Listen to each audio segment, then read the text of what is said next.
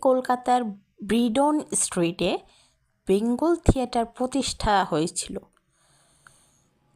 1873 সালে কলকাতার ব্রিডন স্ট্রিটে বেঙ্গল থিয়েটার প্রতিষ্ঠিত হয়েছিল শরৎচন্দ্র ঘোষের উদ্যোগে।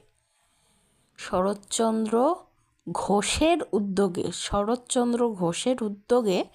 1873 সালে কলকাতার ব্রিডন স্ট্রিটে বেঙ্গল থিয়েটার প্রতিষ্ঠিত হয়েছিল। কথা সাহিত্যিক বুলবুল চৌধুরী কত সালে 21শে পদক লাভ করেন? কথা সাহিত্যিক বুলবুল চৌধুরী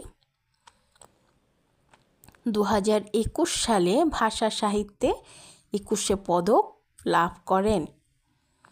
কোন আন্তর্জাতিক সংস্থা বাংলাদেশের জুলাই হত্যাকাণ্ড তদন্ত করবে? এটি হচ্ছে জাতিসংঘের ফ্যাক্ট